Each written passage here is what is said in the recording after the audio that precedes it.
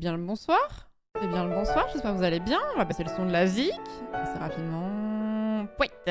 Bonsoir, bienvenue à tous dans ce live du 28 septembre 2023, il est 19h53. J'espère que vous allez bien. Bonsoir, bonsoir, bonsoir. Nous allons papoter quelque peu. Comment ça?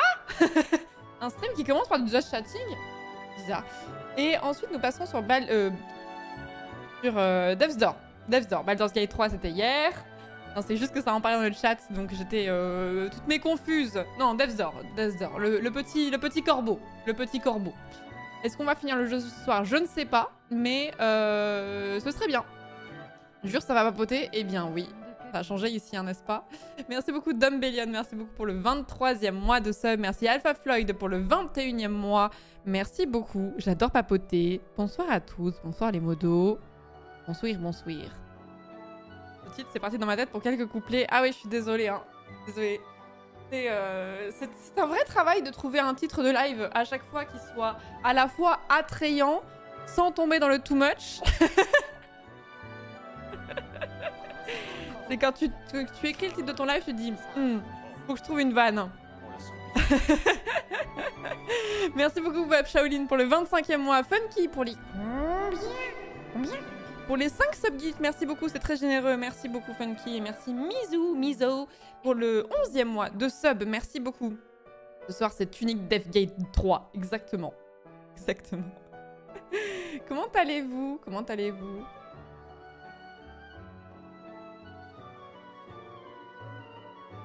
Pareil pour les messages de resub. Ah oui, c'est vrai, c'est vrai. C'est vrai que généralement, vous essayez de faire une vanne. Soit vous dites bonjour, alors en début de live, c'est souvent que vous dites coucou juste ou un truc comme ça.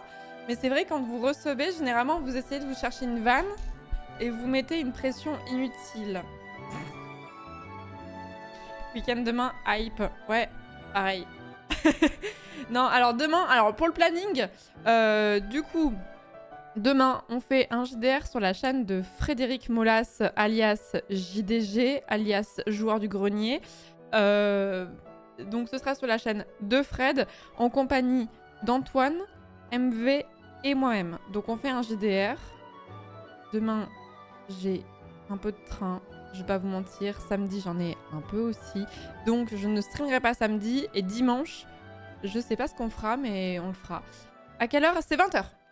C'est 20h. De toute façon, généralement, ce genre de stream, ça commence souvent à 20h en vrai. Et dites-vous qu'à chaque fois qu'il y a des streams un peu spéciaux, des streams un peu événements, c'est la plupart du temps, ça commence à 20. Un peu. C'est marrant, je l'ai redit, je le redis, mais c'est marrant comme la société, la génération dans laquelle on est, a voulu s'émanciper de la télé pour toutefois retrouver ses codes. Parce que le 20h, c'est vraiment à la télé, c'est vraiment un créneau quoi, et bah dans le stream c'est un peu pareil. Dans le stream c'est un peu pareil. Tu dois aller en Bretagne? Bah ouais, je dois aller à Fougères du coup. Un peu stressée d'aller en Bretagne? Non, ça va aller. Ça fait longtemps que je suis pas allée d'ailleurs. Ouais, j'ai pas vu Histoire et Science, hein. Oula. T'as un rendez-vous à 19h50 pour prendre le contre-pied. C'est vrai qu'il n'y a pas de JT à 20h sur Twitch. Il y a personne qui... Ça serait marrant, ça. De voir... Est-ce que ça prendrait ou pas? De voir quelqu'un qui fait un... Présente un JT. En fait, c'est tellement de travail, parce que un JT, c'est tellement une rédaction tout entière. Ce serait étonnant de, ça... enfin, de voir si ça fonctionne ou pas.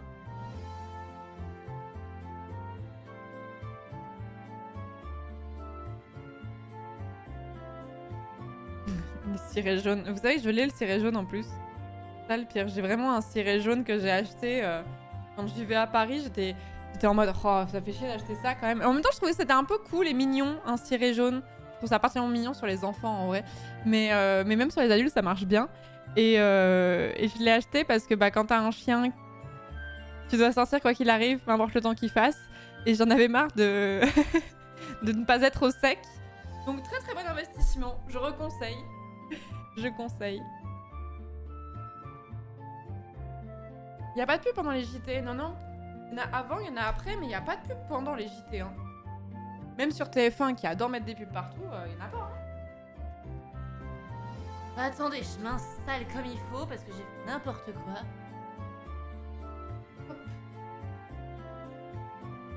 Non, il n'y a pas de pub. Tu as déjà visité Fougères? Oula, oui, plein de fois. Plein de fois, oui, Fougères, je connais bien même. Fougères, c'est très mignon d'ailleurs. Bon, comme toute la Bretagne de toute façon.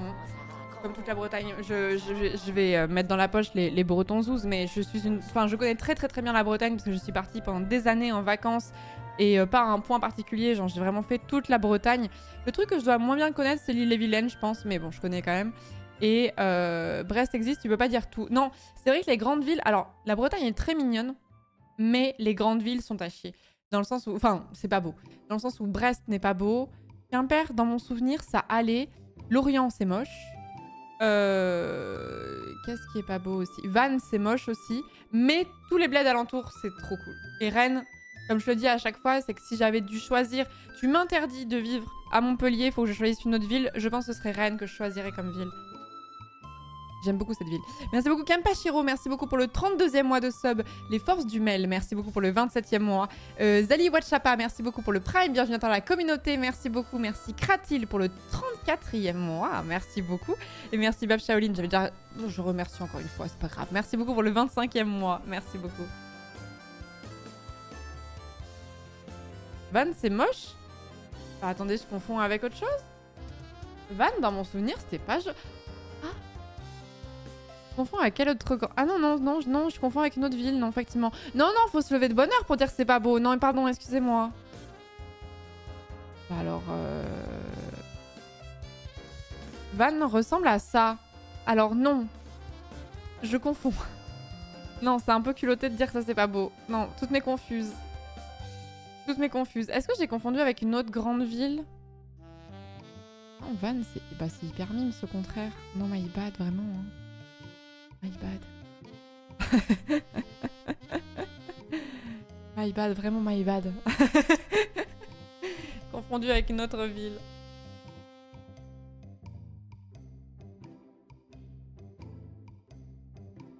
Non, j'ai pas confondu avec Brest. Peut-être avec Saint-Brieuc, effectivement. Attendez. Saint-Brieuc. À quoi ça ressemble, Saint-Brieuc? Bah non, Saint-Brieuc, c'est Mims aussi, hein. Enfin, de ce que j'en vois en photo, ça, il y a pas mal de maisons à colombage. Non, si, c'est mignon, hein. Moi, ces maisons en pierre comme ça, avec les toits sombres en ardoise, j'adore. Non, c'est... Bon, après, on voit sûrement toujours les mêmes maisons, mais... Non, c'est plutôt sympa, hein. Non, bah, je dois confondre. J'ai dû assimiler Vannes à Lorient. Lorient, c'est vraiment pas beau pour le coup. C'est vraiment pas joli. Van en argot, ça veut dire blague, c'est du parler jeune. Oui, Chroma. Chroma, c'est super.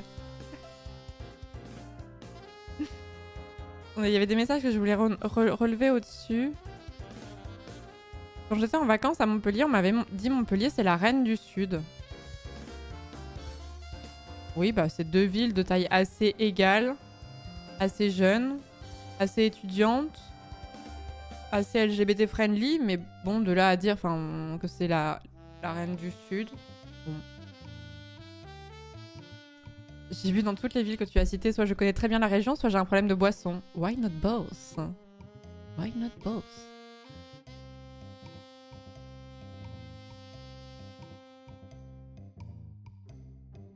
La meilleure ville du Sud reste Marseille. Et bah, je connais très bien quasiment toute la France. C'est le Nord et l'Est que je connais vraiment pas. Je suis jamais allée au Nord. J'ai jamais allé au Nord de Paris de toute façon, je crois. Et je suis jamais allée à l'Est non plus. Mais tout le reste, je connais très bien, sauf je ne suis jamais allée à Marseille. Qui est quand même la deuxième ville de France. Mais ça a l'air chouette en plus, Marseille. Hein. Ça a l'air chouette, hein, mais... Est-ce que c'est pas trop grand pour moi, même? T'as vu un clip de Jul, t'as tout vu, t'inquiète. Mais non, c'est pas vrai, ça. Un peu oubliable, Marseille, mais ça va. Ah ouais? Lille, ouais, je sais que c'est chouette. Lille, je sais que c'est chouette, mais j'y suis jamais allée. J'aimerais bien y aller. En vrai, j'aimerais bien me faire un week-end à Lille. Mais c'est juste que Montpellier-Lille, c'est chiant, quoi. Ça se fait, mais c'est chiant. Alors, en plus, je dis ça, mais je crois qu'il y a une ligne directe en plus de ça. T'as juste la France ce soir? Non, c'est encore... On a des marronniers. De toute façon, il y a des marronniers sur Twitch. Et l'un des marronniers, c'est les villes cool en France et les villes où on a vécu et les villes qui sont moins sympas. Et ça, c'est un marronnier. Ça revient souvent.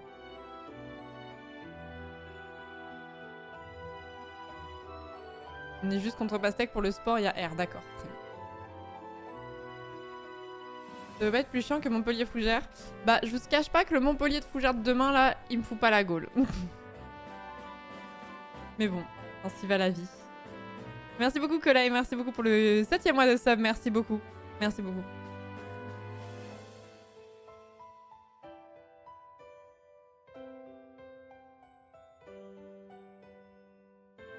Tu as trouvé un autre nom que marronnier pour se différencier de la télé?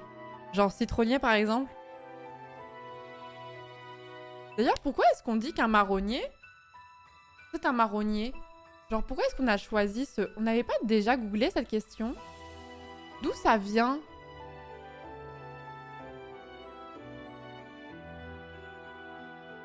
Marronnier en journalisme.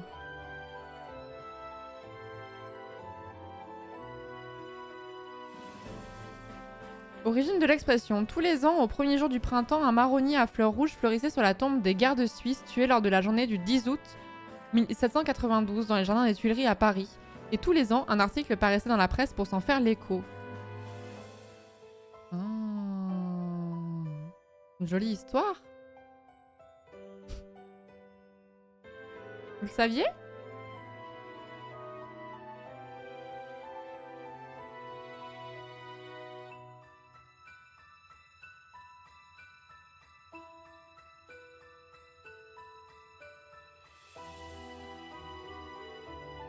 Jolie histoire pour une pratique de merde journalistique. Mais je trouve pas que les marronniers ce soit un problème. En fait, non, au contraire. En fait, c'est normal qu'il y ait des marronniers dans la presse. Parce que généralement, bon, t'as les départs en vacances, t'as la rentrée scolaire, etc. Mais c'est aussi ce qui rythme la vie d'un pays. Et ce qui concerne beaucoup de gens. Et ça peut être, genre, par exemple, un marronnier, bah, c'est la rentrée des classes. Mais, par exemple, tu vas avoir la presse qui va titrer, bah, la rentrée coûte de plus en plus cher aux parents. On voit que de plus en plus, il y a un recul du pouvoir d'achat sur les fournitures scolaires pour les enfants. Ça, c'est un vrai sujet, par exemple.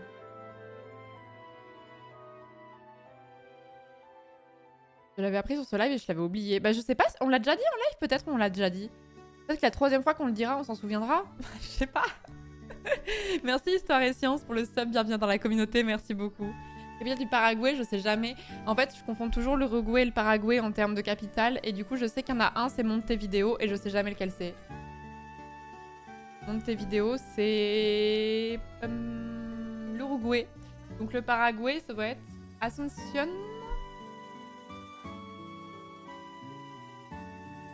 C'est ça. C'est ça. Mais le problème, c'est qu'en fait, j'ai les deux capitales, j'ai les deux pays, mais j'arrive pas à faire le lien entre les deux. Est-ce qu'on pourrait trouver un moyen mémotechnique là, tout de suite, maintenant? Comme ça, on s'en souvient pour toujours. Paraguay, Asunción. Uruguay, Montevideo.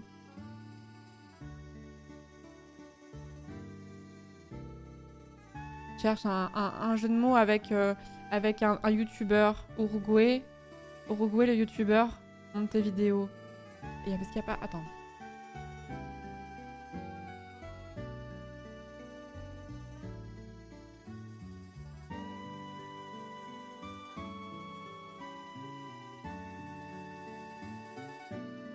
Isabelle l'a déjà dit. De quoi qu'est-ce que tu dis, Pastèque?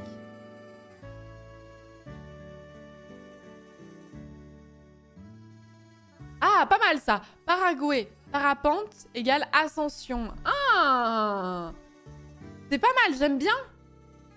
Je vais essayer de m'en souvenir comme ça avec ce moyen mémotechnique. Paraguay, la capitale c'est Asunción. Parapente. Paraguay, parapente, Asunción. Paraguay, parapente, Asunción. Paraguay, parapente, Asunción. C'est un jeu de mots avec Isabelle Adjani, mais j'ai pas compris. Enfin, en quoi ça faisait, ça faisait référence à quoi?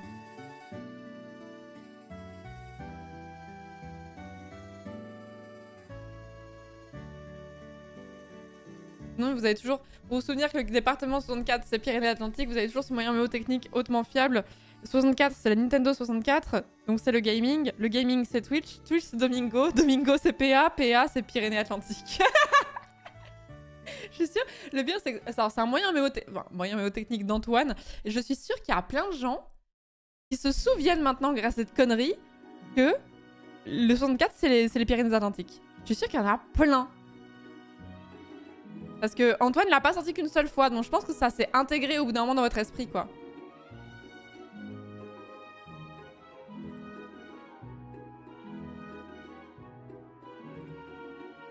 Oui.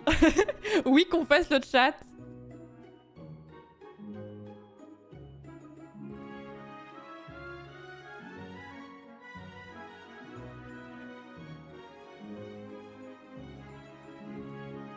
« 18, j'appelle les pompiers car j'ai pris cher. » C'est vrai que MV, il apprenait les départements à un moment donné. C'est vrai qu'il avait plein de mots techniques à la con, mais je m'en souviens pas. 18, j'appelle les pompiers car j'ai pris cher. Ça, c'était MV, on est d'accord. Hein.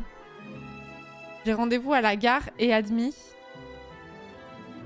À la gare et à... et demi. 30. Ah oui, putain, j'ai mis un temps fou à comprendre. Je suis con comme une valise avec une poignée intérieure, c'est une dinguerie. Merci beaucoup Andrea, merci beaucoup pour les combien pour les 50 subgifts OMG, merci beaucoup Andrea, merci énormément. Je ne sais que dire, merci beaucoup. Bienvenue aux 50 nouvelles personnes, merci beaucoup. Merci beaucoup Andrea. Le bas-rhin est en haut et le haut-rhin est en bas. Oui. Oui, comme souvent. Hein. Vous connaissez pas l'expression « je suis con comme une valise avec une poignée d'intérieur » ? Moi j'aime beaucoup l'expression, j'ai envie de l'utiliser tout le temps en même temps. En ce moment, c'est « il pleuvait de la soupe, tu serais le seul à utiliser une fourchette ». J'aime bien cette expression. Il y a beaucoup d'expressions pour dire qu'on est bête globalement. Merci encore Andrea, merci beaucoup pour les 50 subgifts. Merci.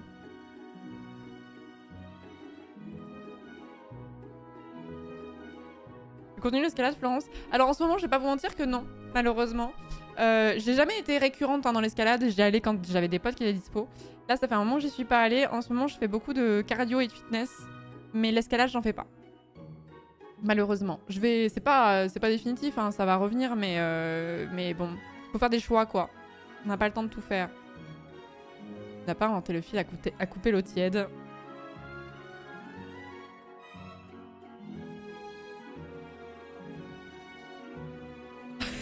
Ma grand-mère...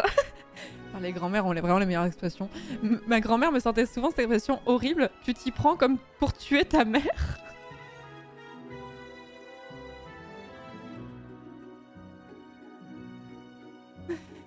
T'aimes pas l'expression bête à manger du foin? Attendez, j'ai pas vu la fin du message. Bête à manger du foin car j'adore la glace au foin. Pastèque, tout va bien? Eh ben on est là, The Stonks. On va y passer dans pas longtemps. On a un boss, il nous reste un boss et je sais pas ce qu'il y a ensuite, mais on verra.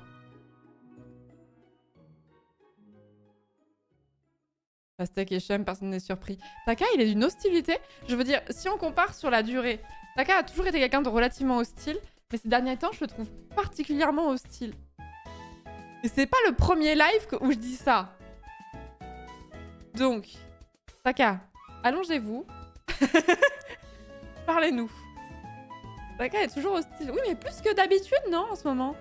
Ça veut dire que je suis content. Ah, tant mieux.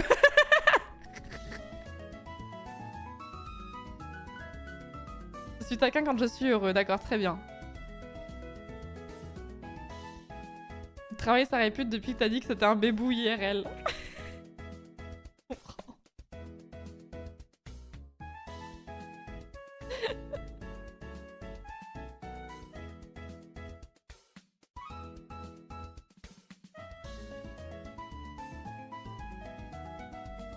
Si vous aussi vous êtes désagréable quand vous êtes heureux, n'hésitez pas.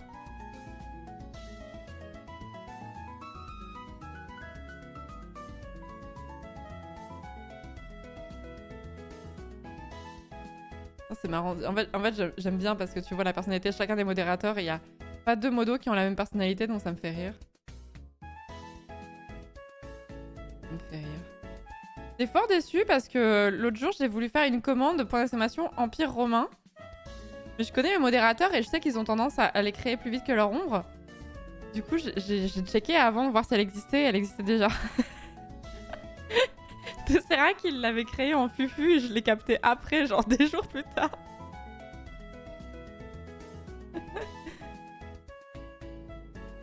Trop d'anticipation.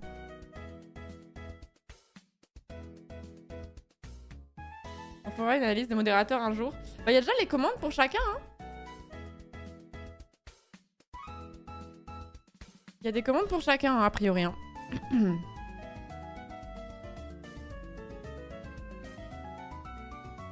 Mais c'est eux qui se sont fait entre eux. Genre, VHS, c'est la faute de VHS. Voilà. Il n'y a pas les émotes d'ailleurs. Taka, c'est quoi?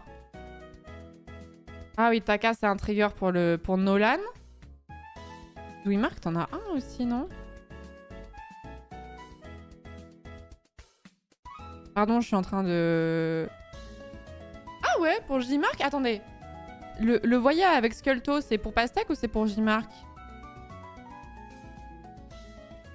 Actuellement, léger burn-out avec les études d'archi, je viens me ressourcer au royaume des portes et des âmes. Courage à toi. Ouais, j'ai spammé le chat, pardon, my bad. La commande J-Marc n'est pas à jour. Inouï, c'est je suis la modo la plus responsable de l'équipe 90% du temps. Pastèque, c'est il est déjà plus de... Il est plus de 20 h, le pauvre homme doit déjà dormir. Chroma, c'est on le rendra à personne, on le garde en fait, il est à nous maintenant, parce que je l'avais piqué à un autre, à quelqu'un d'autre. Russ, il en a pas. Si? Russ, il a pas de commande? OMG.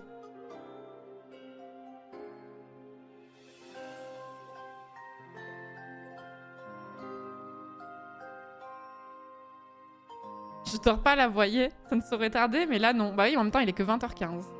20h30, c'est bon, il sombre. On va faire un brainstorming pour faire les commandes sur les modérateurs, là, un de ces quatre, là. Après, on passera de la vitesse supérieure en faisant une par viewer, bien sûr.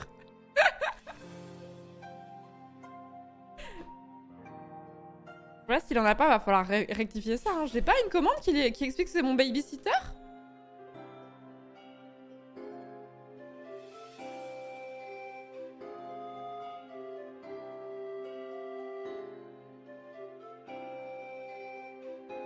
Une commande par viewer pendant un subathon, là.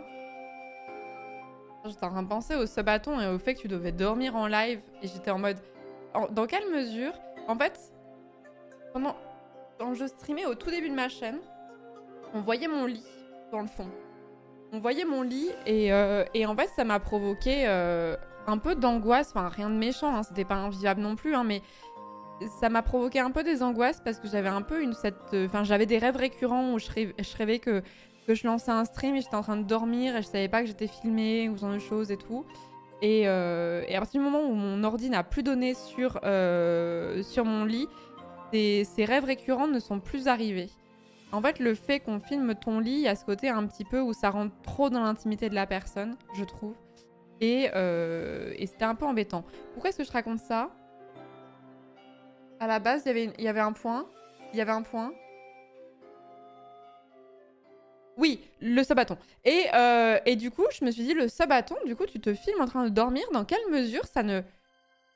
Comme tu sais que tu dors et là, pour le coup, t'es vraiment filmé, est-ce que quand le subathon s'arrête, est-ce que t'as pas toujours une espèce d'angoisse à l'idée d'être filmé? Je sais pas. C'est très particulier quand même. C'est le moment où t'es le plus vulnérable de ta vie et t'es filmé et on te voit, quoi. C'est pas genre un pote qui te voit, c'est... Tu pètes dans ton sommeil, il y aura un clip et ça va tourner, tu vois. Imagine, par exemple. Merci beaucoup, Aiden, pour le 20e mois de sub. Merci beaucoup. Merci beaucoup.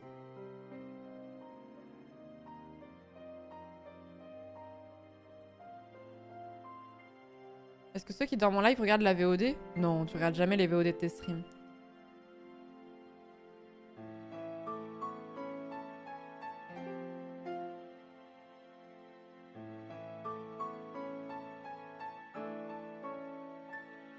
Tu dis des bad dans ton sommeil. La dinguerie, en vrai. En même temps, si tu dis des bad dans ton sommeil, en vrai, c'est peut-être parce que t'as un peu un souci, non?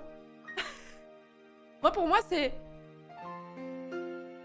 Est-ce que ce serait pas un peu comme quand t'es bourré et que tu prends l'excuse de « Ouais, mais j'étais bourré ». Alors qu'en fait, est-ce que t'as juste pas eu les barrières psychologiques et morales qui sont tombées et t'as fait des trucs, tu vois. Enfin, moi, c'est mon point de vue parce que tous les gens qui disent des saloperies et après qui disent ça sur le compte de l'alcool en mode « Je suis désolée, j'étais sous », je suis en mode « Ouais, mais si tu l'avais pas pensé, tu l'aurais pas dit. Alcoolisé ou pas alcoolisé, tu l'aurais pas dit. » Donc voilà.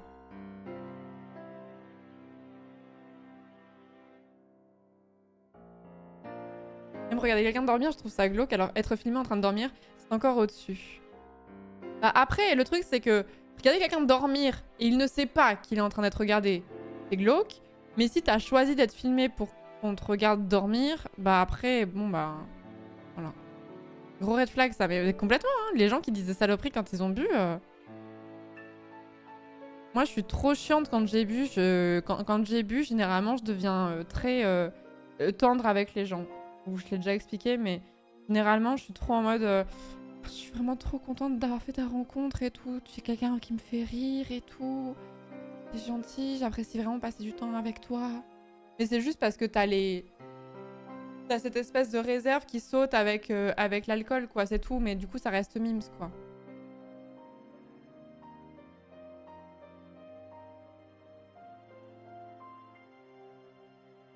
Ouais, je suis complètement désinhibée, mais après, c'est de la bonne désinhibition, en fait. C'est plus en mode, bon, bah, let's go, quoi. Alors qu'en vrai, elle déteste les gens. Non, pas du tout. Pas du tout. Moi, ça, c'est un truc que j'ai du mal à comprendre. Les gens qui revendiquent le fait de haïr les gens ou d'haïr les enfants. Comme un trait de personnalité, ça, c'est vraiment un truc que j'aime pas trop, en vrai. Et les gens qui revendiquent le fait de ne pas aimer les gens, j'ai du mal à comprendre parce qu'en plus, la plupart du temps, c'est pas vrai. C'est une espèce de posture. Moi, j'aime bien les gens, moi. Il y en a plein, c'est des enfoirés, bien sûr, tu vois. Mais dire j'aime pas les gens en général, je suis un peu en mode... T'as 15 ans ou... Ouais, voilà, je suis en phase avec le modérateur, regardez. C'est pour se donner une personnalité et l'autre modérateur dit c'est une posture d'ado edgy. Voilà, on est en phase. Que tu sois un peu exigeant avec les gens à qui t'accordes ta confiance et tout, c'est une chose, mais tu sais, de partir du principe que t'aimes pas les gens de base... Ils ont sûrement dû prendre cher, bah comme nous tous, hein. Non?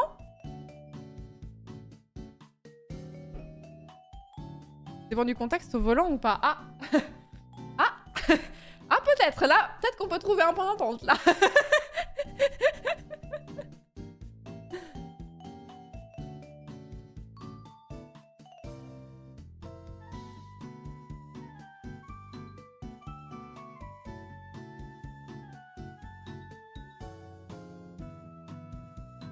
Et moi aussi, je disais que j'étais misanthrope quand j'avais 15-16 ans, tu vois, mais bon.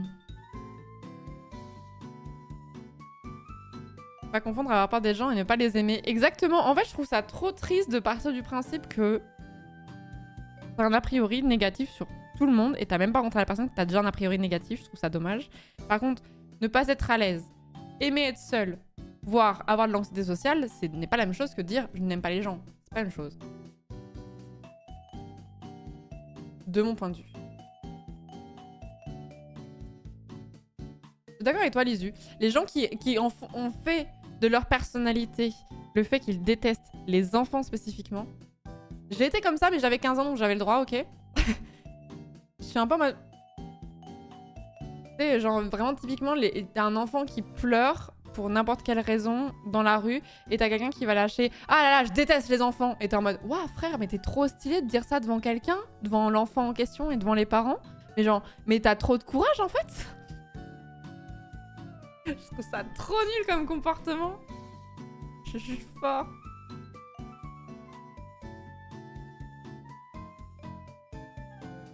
Salut à ceux qui arrivent. Après, je comprends qu'on soit pas... Moi, je ne suis pas à l'aise avec les enfants. Je ne sais pas interagir avec un enfant. Parce que mon gros problème dans la vie, c'est que... Bon, enfin, mon gros problème, c'est que... En fait, je n'aime pas le fait de parler aux enfants comme s'ils étaient complètement teuteux. Mais un enfant n'a pas le même niveau de vocabulaire, elle n'a pas le même niveau de compréhension que nous, c'est normal, c'est parce que ce sont des enfants. Donc il faut réussir à jauger et à utiliser le bon vocabulaire adapté à leur âge, à leur expliquer les choses. Et moi, quand je fais ça, j'ai l'impression d'être complètement débile. Je suis pas du tout à l'aise. Et c'est vrai que les enfants, en vrai, les enfants, si vous les regardez, on dirait des mini-adultes bourrés. Et quand vous avez vu ça, vous êtes en mode... Oh donc je n'ai pas envie d'infantiliser les enfants, mais dans le sens vraiment les prendre pour plus bêtes qu'ils ne sont. Du coup, j'ai envie qu'ils se sentent valorisés. Du coup, j'ai envie de leur parler comme si ils étaient considérés. Mais du coup, j'utilise un vocabulaire qui n'est pas adapté à leur âge. Du coup, je me sens con et je suis très mal à l'aise avec les enfants, mais pas parce que je sais pas interagir avec eux, je sais pas m'en occuper. Si tu me mets un bébé dans les bras, je panique. Je panique et des fois je souris, enfin une fois j'ai souri avec un enfant dans une poussette et il s'est mis à pleurer, donc je me suis dit je dois avoir un problème. Mais je ne dis pas que je n'aime pas les enfants, c'est juste je suis un peu mal à l'aise à leur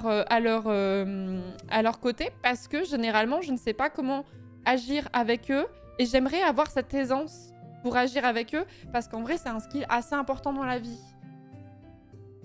Donc, vous voyez? Mais dire je n'aime pas les enfants, ça serait totalement faux. Ouais, c'est peut-être eux qui m'aiment pas, ouais.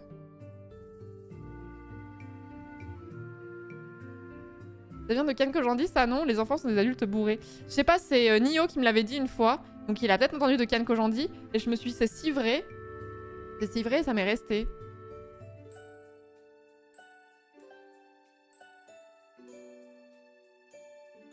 Le titre est bon, là? Ouais, pourquoi? Ouais, on va jouer à Death's Door juste après, ouais.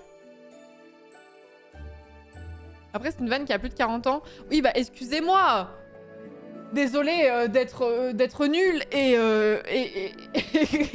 complètement démodée. Désolée. Un sketch de Gad Elmaleh? Bon, bah, ok. Bah, je me souviens pas. Désolée.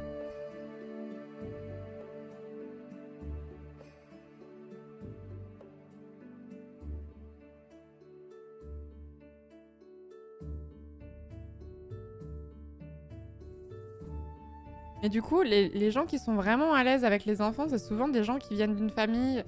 Soit ils ont eu des petits frères et des petites sœurs, soit ils ont eu des petits cousins, soit ils ont eu des... Merde, j'ai plus le terme. Bref, des enfants qui gravitaient autour d'eux d'une façon ou d'une autre, et moi, c'était pas mon cas, donc j'aimerais développer des skills, mais j'ai l'impression que quand je m'adresse à un enfant, tout le monde me juge en mode « Oh, elle sait pas y faire ».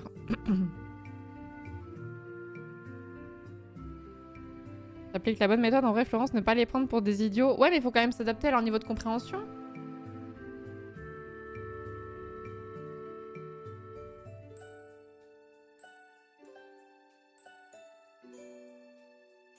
Pas bien ça sur Mac. Pas bien de faire ça, de juger les gens qui ont des enfants ou de juger les gens qui n'ont pas d'enfants. Faites pas ça. Faites pas ça.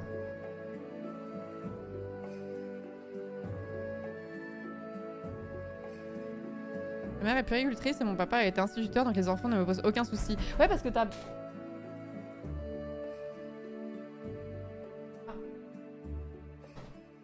Pardon, il y a un truc qui est tombé, je savais pas ce que c'était, mais c'est sans gravité. On s'en fiche. T'as baigné dans un environnement où t'étais confronté aux enfants régulièrement. Donc, is ok. Is ok. Je voudrais que tu t'adresses à mon enfant par la méthode Montessori qui est décrite dans les 350 pages de ce manuel. Par contre, vous savez que... je l'ai déjà dit sur cette chaîne, mais je tombe souvent sur du contenu Montessori, justement, ou des méthodes d'éducation en général. Et je trouve ça hyper intéressant parce que la façon dont tu éduques un enfant va porter ses fruits jusqu'à sa mort, hein, parce qu'il y a des choses dont on ne se sépare pas comme ça. Et je trouve ça hyper intéressant de savoir comment on se construit en tant que futur adulte. Et du coup, je trouve ça très intéressant d'avoir des gens qui parlent d'éducation, qui parlent de sciences de l'éducation en général, parce que je trouve que ça nous permet d'en apprendre sur nous-mêmes au passage. Même si t'as pas prévu de l'appliquer directement si t'as des enfants ou ce genre de choses.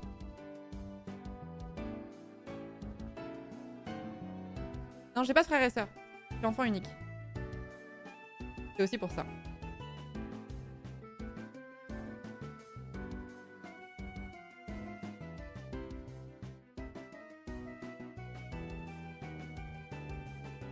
Ah mais ça joue totalement, hein. Ça joue totalement. Je veux bien te prêter gracieusement ma fille de 5 ans. T'auras pas besoin de t'adapter à son niveau car des fois elle me sort des trucs que j'aurais imaginé pour... Des trucs que j'aurais pas imaginé pour son âge, je suppose. Enfant unique, on se fait pas chier. En fait, tu te poses pas la question parce que t'as pas le choix. En fait, tu te poses pas la question parce que de toute façon, tu vas pas forcer tes parents à faire un deuxième enfant. Donc let's go. Et en fait, tu apprends, tu apprends à t'occuper tout seul et à être très confortable avec la solitude. Et c'est pour ça que la solitude ne me pose pas de problème parce que justement, j'ai été seule toute mon enfance. Et enfin, j'avais des potes, mais voilà. C'était comme ça, quoi. Par contre, je trouve ça trop nul, l'idée reçue que les enfants uniques sont forcément des enfants égoïstes. Ça n'a rien à voir, ça c'est vrai, juste des questions d'éducation, ça n'a rien à voir. Un enfant unique n'est pas forcément un enfant égoïste par nature.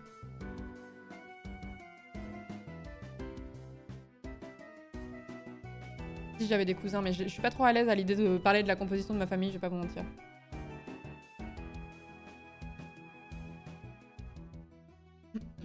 Mais du coup, quand t'es enfant unique, tu te construis tout seul et t'as un univers tout seul et tu te construis de cette façon-là. Et bon, si j'avais pu choisir, en fait, comme je dis à chaque fois, si j'avais pu choisir, j'aurais sûrement aimé avoir un frère ou une sœur. Mais tu choisis pas et c'est comme ça et c'est pas grave, tu vois. Mais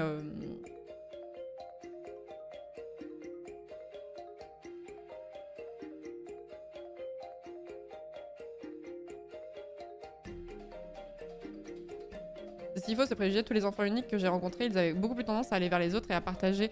Bah, en fait, je sais pas si on peut décrire une tendance parce qu'en fait, c'est trop un vécu. Ça dépend trop de plein de facteurs. Donc, est-ce que c'est le fait que tu sois éduqué comme ça ou est-ce que c'est le fait que qu'il soit enfant unique? J'en sais rien.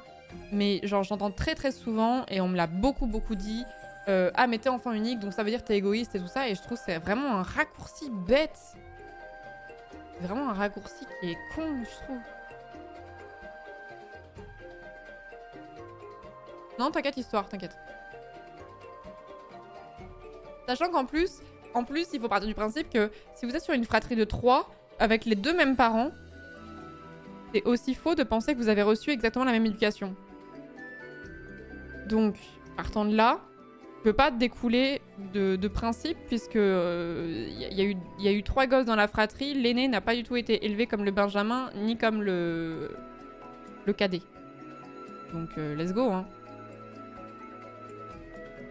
Il n'y a pas de concurrence avec un frère-sœur pour qu'on a moins l'occasion de développer de l'égoïsme, non? Il n'y a pas de concurrence avec un frère ou une sœur. Peut-être qu'on a moins tendance de développer de l'égoïsme. Je sais pas. Après, moi, je me considère comme quelqu'un d'assez égoïste en vrai. Hein. Mais ça dépend sur quoi. Mais je pense pas être quelqu'un de... C'est chaud de dire ça. De mon point de vue, les termes gentil, drôle, généreux, empathique, etc. Tu ne peux jamais te qualifier comme ça. C'est aux autres personnes de te décrire comme ça. Et je ne pense pas être quelqu'un de généreuse. J'aimerais dire que je le suis, mais je pense pas que je le sois spécialement.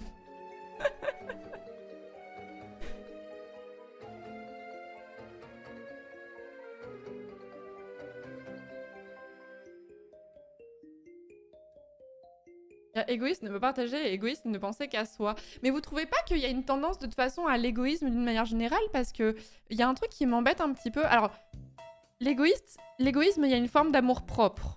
Et de se dire qu'on compte et qu'on n'a pas forcément à passer systématiquement derrière les autres. Il ne me paraît pas être un trait de caractère négatif. Mais par exemple, je vois beaucoup de contenu sur les réseaux sociaux qui amènent à être... C'est souvent cette formulation de devenir le personnage principal, d'être un main character, etc. C'est une vision très égoïste, ça, pour le coup, de la société et des rapports sociaux, par exemple. Donc...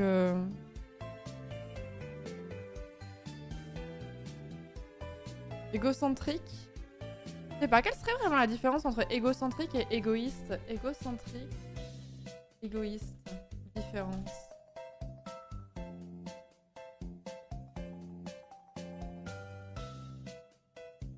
Contrairement... Alors c'est quoi? C'est passeportsanté.net la source. On va prendre ça avec des pincettes. Contrairement à l'égocentrique, L'égoïste n'a pas besoin de sentir le regard et l'attention des autres sur lui pour exister.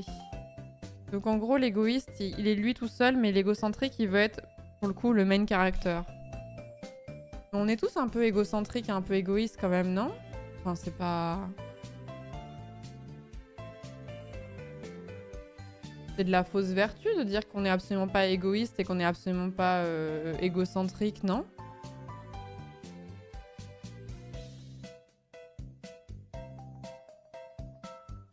Je suis d'accord avec toi, Chroma. Après, c'est le développement personnel hyper masculin, alpha mâle, tout ça, non? L'histoire du main character. Alors, je l'ai vu repris par des femmes, hein, beaucoup. Mais effectivement, ça doit sûrement découler de ce développement personnel un peu touchy, effectivement.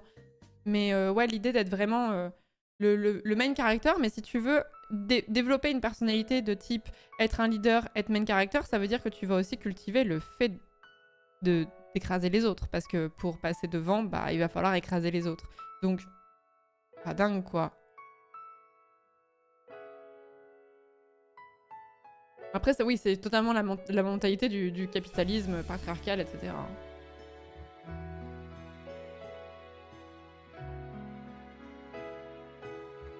Elon Musk, c'est un main character. Oui? Ça vous fait envie? Est-ce que ça vous fait envie?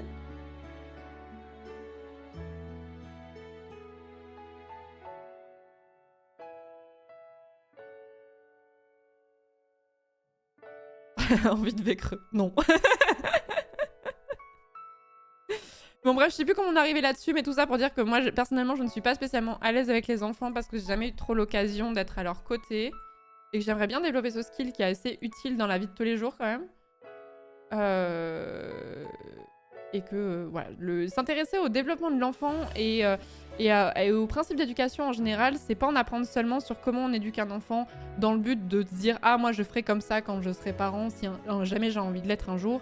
C'est plus, je trouve que ça en apprend plus sur la psychologie et la construction d'un individu, quoi qu'il arrive, et que je trouve ça très intéressant. Tu peux être un leader et tirer les autres vers le haut. Sur la théorie? Non? Voilà. En fait, je suis un petit peu circonspecte par rapport à ça parce que je trouve que généralement, en fait, des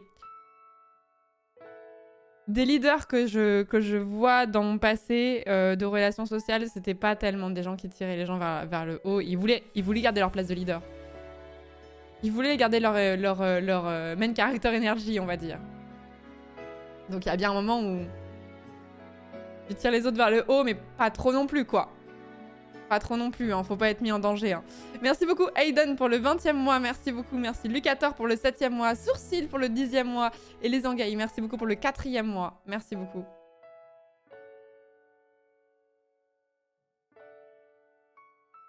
Ouais, Kena, je pense que c'est un jeu qui me plairait de ouf, Wax. Il est assez dur par contre, il paraît. Tu l'as fait ou tu comptes le faire? Alors qu'être le sidekick rigolo, c'est tellement mieux. En vrai, je trouve que c'est le rôle le plus... Dans un groupe, j'ai une amie... Après, on va passer sur Death's Door parce que là, on est en train de passer de la psychologie de comptoir, mais c'est pas grave. Je ne sais pas si vous avez déjà eu des groupes d'amis, que ce soit au collège ou au lycée ou à la fac ou peu importe. Moi, j'étais quelqu'un qui fonctionnait beaucoup en groupe. Et du coup, j'avais des groupes de potes. J'avais évidemment des potes que je voyais en un à un ou par deux ou genre de choses. Mais la plupart du temps, j'étais en bande, quoi. Et j'ai eu une discussion avec une pote qui m'a dit « C'est fou, quand tu gardes des amis d'un groupe pendant longtemps, tu es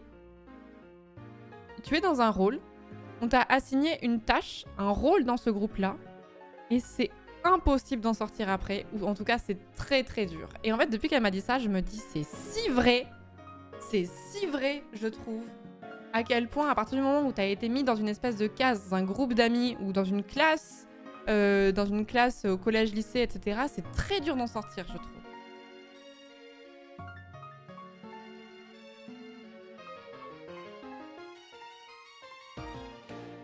Est-ce que c'est grave? Bah, je trouve que oui. Enfin, grave, le mot est un peu fort, mais Dans le sens où si t'as les mêmes amis depuis 10 ou 15 ans, tu vas avoir évolué en 10 ou 15 ans. Et du coup, la personne que tu étais il y a 10 ou 15 ans n'est plus du tout la même personne. Et du coup, tu n'as plus forcément envie de fit avec ce rôle-là en question. Vous voyez? Je suis plus d'accord avec le côté classe, mais bande de potes, moins. Moi, j'ai grave... je pense que ça vaut peut-être pour les amis de longue date. Pour les amis vraiment de la période collège, lycée, fac.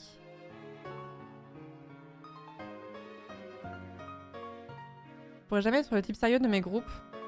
Ça tombe bien, moi j'en ai aucune envie. Moi je suis un peu la meuf sérieuse en vrai. Et t'as pas forcément le même rôle selon le groupe d'amis d'ailleurs. Oui, ça c'est vrai par contre. Changer de lobby.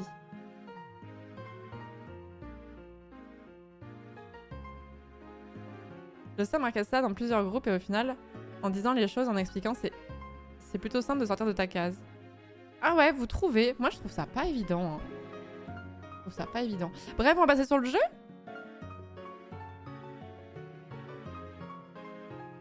On va passer sur le jeu. On en parlera une autre fois, plus en détail.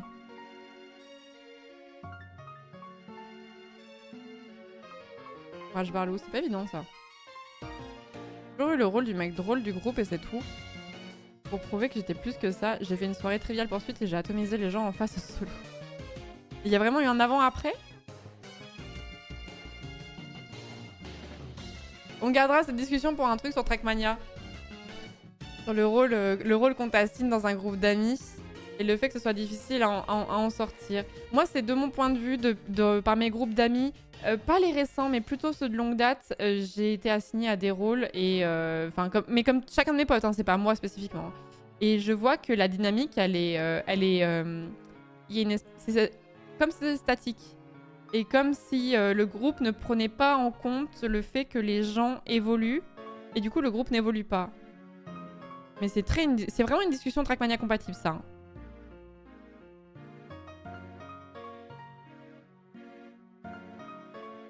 Toi qui t'es mise dans cette case, bah je sais... Non, pas spécialement. Je sais pas.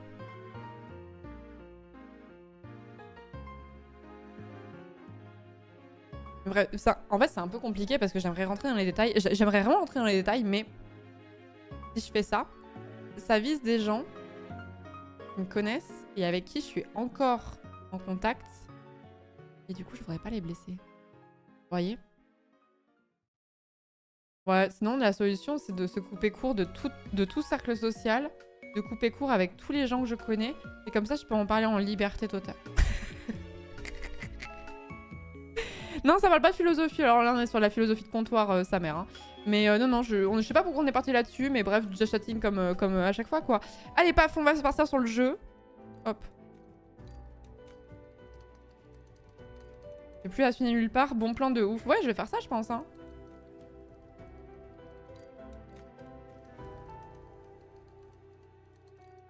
Ça me semble être une bonne idée. Ah bah, let's go, c'est parti. Let's go, c'est parti. Tu jouais volontairement un rôle ou tu sentais quand même naturel? Bah, en fait, le problème, c'est que le groupe d'amis... Enfin, l'un des groupes d'amis auxquels je pense, on est amis ensemble depuis une quinzaine d'années, donc entre 15 et 30 ans, et laisse tomber comment t'évolues. Et en fait, tu joues plus un rôle quand t'as 15 ans, parce que tu vas plus te conformer à ce que tu estimes qu'on attend de toi, ou là, quand tu arrives vers tes 30, tu oses plus assumer ce que tu es réellement, ta vraie personnalité. Donc en fait, t'as pas l'impression de te travestir quand t'as 15 ans, en termes de personnalité, mais en fait, tu le fais parce que t'as pas encore pris conscience de certaines choses. Vous voyez ce que je veux dire ou pas? Et moi, ce que je reproche à certains de mes amis de longue date, de me percevoir de la même façon qu'ils me percevaient quand j'avais 16 ou 17 ans. Donc entre-temps, j'ai beaucoup évolué. Genre vraiment beaucoup. Merci beaucoup Requin Tournevis d'avoir offert un sub, merci beaucoup. À The PJ, merci beaucoup. Un peu assigné, mais perso, j'ai la chance d'avoir un groupe de potes où on a tous changé de plusieurs manières, en acceptant toujours ces changements. Si c'est en mal et que lui on en parle, il ne change pas, bah ciao. C'est ça. Merci beaucoup Taka. Merci beaucoup. bien d'être dans une case, sinon t'as un peu personne. Bah je sais pas, après y a pas de règle, il y a des gens pour qui ça convient très bien et tout, puis ça dépend à quel point vous avez évolué aussi, c'est pas forcément négatif de ne pas évoluer, ça ne veut pas dire que vous êtes toujours la même personne et que vous êtes statique, mais je sais pas, moi j'avais trouvé ça un peu overwhelming on va dire. Mais vous savez quoi, on va se garder cette discussion parce qu'on a encore plein de choses à se dire, on va se garder cette discussion pour un prochain live sur Trackmania, ça vous dit? Il y a un truc que je regrette, c'est que je trouve que dans nos sociétés actuelles, on ne traite pas assez du sujet et des dynamiques d'amitié vis-à-vis des problématiques d'amour. T'as 1 milliard de podcasts, t'as 1 milliard de gens qui vont parler d'amour et de relations amoureuses ou sexuelles en général, et on parle assez peu de l'amitié, qui est une relation très importante dans notre construction et qui a ses propres problématiques, qui a ses propres difficultés et je trouve qu'on en parle vraiment pas beaucoup. Enfin, on en parle, mais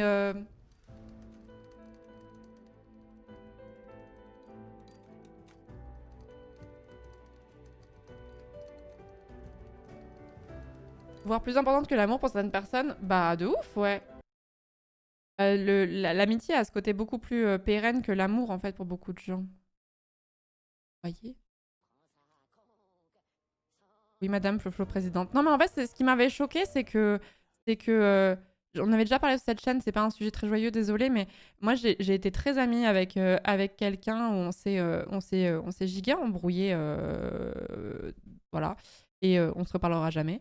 Et ça m'a rendue mais triste, mais d'une force, mais d'une force. Et genre, autour de moi, les gens étaient en mode, bon bah c'est pas grave, des amis t'en as d'autres et tu t'en feras d'autres, tu vois. Et j'étais en mode, bah... Moi, je l'ai vraiment vécu comme une rupture amoureuse, genre hardcore, quoi. Je l'ai vraiment vécu comme ça parce que c'était une amie très, très, très proche, quoi. C'était une amie, genre j'étais en mode, vas-y, si je me marie, ce sera elle ma témoin, tu vois. Ça, c'était ça, tu vois. Et je trouvais qu'il y avait une incompréhension totale de par les gens en général. Et même quand tu cherches des ressources, t'en as pas. T'as des trucs qui parlent de rupture amoureuse, mais pas de rupture amicale.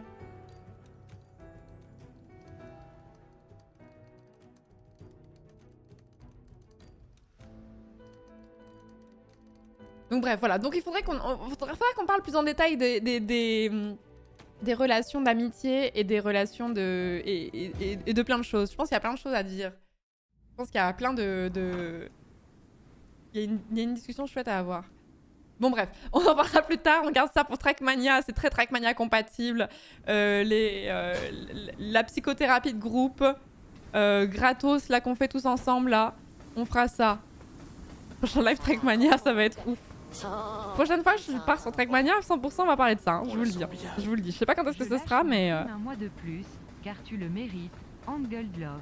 Merci beaucoup Stardust, merci beaucoup pour le 6e mois de Prime, merci beaucoup, c'est très gentil. Et merci Botakax, merci beaucoup pour le 2e mois de sub.